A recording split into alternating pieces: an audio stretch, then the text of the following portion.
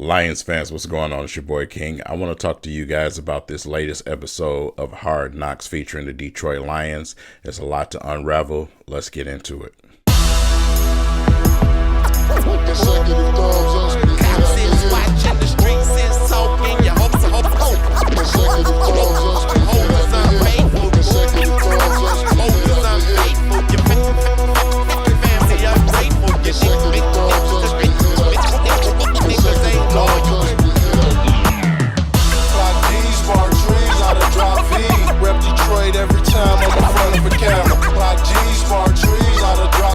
All right, Pride family, let's talk about this episode. First and foremost, beautiful speech. Once again, shout out to Coach Dan Campbell. Shout out to listen, Coach can definitely he can definitely get you riled up with some of those speeches, man. Just make you want to get out there and run through a wall for this guy. So we can't say that enough about Coach. You know, Coach he's been such a guy's coach. You know what I'm saying? He's at the same time, he's also been very, very brilliant in what he does strategically with his coaching staff. So, man, I'm definitely looking forward to this season, this upcoming season, because I want to see everything come together.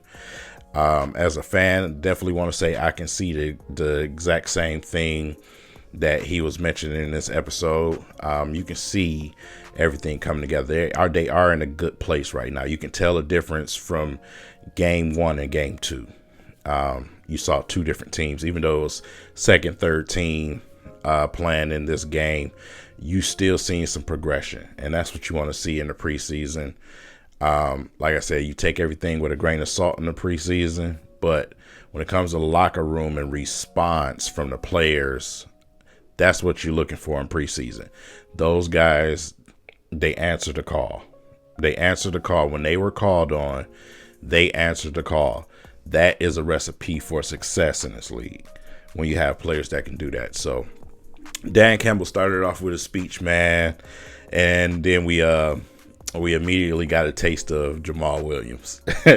And man, listen, I loved every single second of it. Jamaal Williams, you seen the back and forth on Twitter. Now we got an opportunity to see what this whole thing was about, man. And man, Jamaal, you got to chill.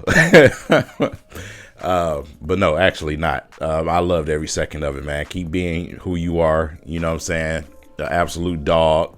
He meant every word that he said in that speech in the first episode. Hey, if you want to be a puppy, like I said, man, get off the porch. You know what I'm saying? Let the big dogs eat.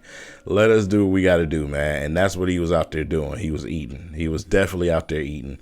That back and forth was so hilarious. But you want to see that. You want to see these guys fired up, man. You want them to see, you want our team to not take less of anybody. You know what I'm saying? Just listen, bro. I'm coming out here to get it. That's the mindset. They constantly repeated this episode. It's mental, and it really is. It's mental. You've got to where you are because of your talent. But if you're not there mentally, that's not going to transform into success in the NFL. It's just not. You see some players, they highly drafted and they get to the league and they just cannot get it because they don't have the mental part of the game. So they've been doing a great job as a coaching staff of putting that mental mindset in these guys. And, the veterans, the captains of this team have been doing a great job of showing it. You know what I'm saying? Going out there and showing what that looks like. Jamaal is one of them. So also got to see, Aidan Hutchinson and Aaron Glenn for a second, man. It's such a breath of fresh air. Like I said, Aidan Hutchinson, since the beginning of the camp, has been everything is advertised. You know what I'm saying? Like I said, we heard this all the way back from minicamp. So he's been, exactly that. You know what I'm saying? And then some. So Aaron Glenn made it, known once again to Aidan Hutchinson, man, that, hey, listen, you're as advertised. And that's what you want to hear when you go out and you draft somebody second overall, especially a defensive player. So man, I know he can't wait till the season start. Us as fans, we definitely can't wait. So it's gonna be definitely a fun ride once we do get this thing going, because I think Aidan is definitely gonna go off, man. They showed some of the drills that he was in where he was just out muscling dudes, man. You know what I'm saying? Just putting that arm in these dudes, getting by guys, man. It was him and Rodrigo, man. Rodrigo, man. Definitely some Inca or some Aztec or something in that blood, man. That man loves violence. He loves violence, man, and I love that he loves violence. You just see it, man. He lights up like a lamp every time he gets the opportunity to go out there and hit somebody. You know what I'm saying? It's just a great thing for him. And that's what you need out of your linebacker. Your linebacker is supposed to be that guy that he's ready to tackle everything out there. That's Rodrigo. That's why Rodrigo is where he is. That's why he's having the success that he is. Man, not only that, but he said himself once again, it's mental. You know what I'm saying? So he plays both parts. You know, he's a thinker of the game, but at the same time, he's very, very, very, very, very, very, very, very, very, very, very, very physical. You know, so, you know, like I said, the second, third unit, you're going to see guys like Rodrigo take charge. You see Jared Davis out there taking charge. You know, those dudes love to hit. You know what I'm saying? They love to hit. So, of course, we still got some building to do in that linebacker core, man. But for what it's worth, those guys know how to do one thing really well, and that's go out there and get after it. So, but yeah, you know, you've seen some of the dramatics of, you know, the coach practice on all levels. The offense went out there on the second day and just did great things out there. Showed their worth, you know, like I said, and then you translate that to the game where you see the offense and the defense, as Dan Campbell said, complementing each other. You know what I'm saying? Even though they gave up the touchdown at the end, fine. The defense, they held up when it counted the most. Listen, we all know what this league is. This is NFL we talking about here. I can go down the line and name so many Super Bowls where it came down to one play that won people Super Bowls. Ask Seattle versus the Patriots. So they went out there and they did that, man. You know what I'm saying? They pulled it together and they come out with a victory. And yes, Dan Campbell and the coaching staff was excited because for them, it's not just about the win, because winning is a great thing. Feels great, satisfying. But it was the fact that their guys responded. That's what they were excited about. They want to see those guys respond. They want results. You know what I'm saying? So, man, that was really, really interesting to me. And that is what you want to see.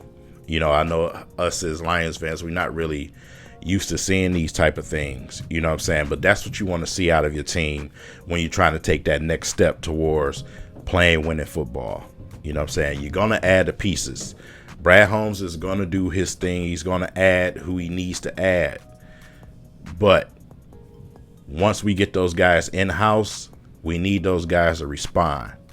Warriors, just like Dan Campbell said, put your war paint on, sharpen your arrows, go out there ready for war. That's why I love this team, and I love the culture of this team. You know, that C word that we're not used to a lot here in Detroit. We only see it every once in a while. But we have that culture. We have that culture, man. So some of the side stories, man, with Easy being from Africa, man, and, you know, not really having that much experience playing football. You know, like I said, on him, obviously, it's going to be a lot of pressure. It's going to be a little bit harder for him because he's learning the game still at the same time, you know, while he's trying to audition for the Lions. You know what I'm saying? So I'm glad he got over a few hurdles within that time span of this past week and past last week. You know, was able to go out there and finish, you know what I'm saying, finish in that game and show his worth and what he can be. So I thought that was very, very interesting, man. His wife was showing him that support, man. And Like I said, she explained it, man. His parents can't even see him play. Where he comes from. That's a lot on those guys coming from over there. We've seen it before with a guy in Ziggy, also came and had somewhat of a foster family and didn't really have that much experience playing the game of football. So, it's going to be interesting to keep an eye on him for the rest of this preseason, throughout the rest of this week, especially up against Pittsburgh this weekend. So, also, Pimpleton, man, his family was there. And, Pimpleton has had an up and down training camp. Had a couple of tough moments in the first preseason game. Also this one, where he dropped a ball or two. So, but it was good to see him recover and go out there and catch a couple of footballs, man. A lot of us like Pimpleton. But I don't know, man, with the amount of receivers and, especially the emergence of certain guys like Tom Kennedy, even though they didn't feature him in this episode, which I was actually surprised, especially because of the game that he had, the first game, and then continuing to do what he does, being a receiver was the only receiver to catch the 2 touchdowns from both quarterbacks this game. I was shocked by that. But it's going to be tough for Pimpleton. Like I said, I don't think he can do enough to make the roster. But does he stick around, practice squad, something like that? We'll see. We'll see, man. But we like Pimpleton, man. The talent is there. He just got to get the mental part of the game. See the ball go in your hands, things like that. So everybody's not going to catch it right away. That's just not, but when you're on a bubble, you can suffer. You can suffer from not being able to do that. So, pushing for Pimpleton, man. But with that said, man, Deuce Staley was hilarious. Hilarious, man. And speaking of hilarious, besides Deuce Staley's voice going out, man, and him trying to get in the guy's butt with no voice, that was hilarious. I could not take that man serious during that segment. The comedian, man. Oh my God, the comedian had me in tears, dude. Had me in tears, man. Everything that we've been thinking as Lions fans, he said, what I'm saying, in a hilarious manner, man. And he did an excellent job, man. The Dan Campbell jokes was crazy, man. That was hilarious. So, shout out to him, man. Like I said, I'm definitely make sure I follow up with him on Instagram and try to, get his links and stuff. But, had his moment of fame on Hard Knocks, man. And did a really good job. Really good job. Had Pimpleton out there, man, with the balls, juggling. They killing me, man, with these rookies. Out there juggling, throwing it behind his back between his legs. That was funny, man. So, you had some funny moments in this episode. But it was a really, really well-rounded out episode. You had those serious moments. You had them tough moments. You got to see the intensity. Some of the guys that's on the bubble, but then at the same time, you're seeing some laughter in this episode. So pretty much full circle. Really good episode. You guys got to go and check it out when you get an opportunity to. And, like I said, I'm looking forward to the next episode. I'm also looking forward to this weekend, when we go against Pittsburgh, because the reports that most of the starters are going to play. What I'm saying? Hopefully Anzalone is over that diarrhea that coach was talking about. But Jared Goff won't play. Jared Goff will not play. Josh Pascal and Williamson we will not see until October at the earliest. So those reports came out today just to keep the news side of things in this video. But some of the starters will be playing against Pittsburgh, and I'm looking forward to that. So with that said, man, it is late. I am tired. Got to get up at 6:30 in the morning. Y'all know what this is. So, but I got to give it to y'all. I got to come give you something. But have a great night. Get some good rest, and let's wake up and be productive tomorrow. You see, I'm fumbling over my words. Good night, man. Bye. Peace.